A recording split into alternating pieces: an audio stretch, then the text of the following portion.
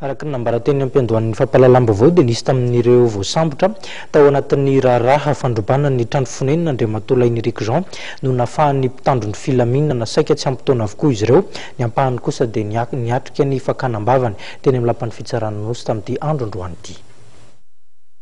Tamin'ireo 430 voasambotra no niraharaha fandrombana amin'ny fonenan'ny kandida Lainy Enrique Jean, ankizy tsy ampy taona amin'ny folo no navoditra ny mpitandro filaminana taorian'ny fanadihadiana izay natao azy ireo maly.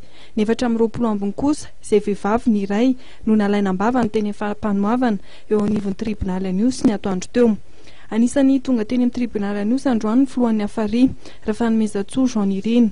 Ity mpikambana amin'ny fiarahamonim-pirenena ity izay nangataka ny tokony hanesoran'ny kandida Lainy Enrique Jean fitoriana izay napetrany. Dia nampiasana ny olom-pirenena rehetra hoe tsy mety ny fitsaram-bahoaka.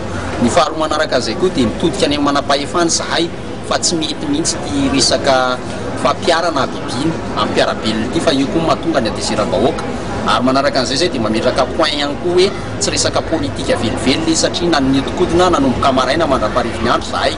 Izay koa zany zao dia mahita hoe maro loatra ireo excitation na fiantsina izay atao amin'ny haino aman-jery mahakasika an'ireo. Izay zany dia mametraka vafofianay tanteraka aloha nanomboka maly sy mifakimaly ireo mpiarabelona. Keny tosy zay tonga teny Betongolo zay niezaka nanazava amin'ny mpiarabelona ary nandray andraikitra zay zany manoloana an'izay na me avoka zay mahatokony lalàna ary mametraka fa tany-tandalà Madagasikara. Fa izay kosa miantso eto ny Andriamatoa président Lainy Enrique mba hisintona ny fitoriana manoloana an'ireo olona nenjehana araka ny lalàna satria raha malala fa mila fitoriana ny firenentsika ankehitriny.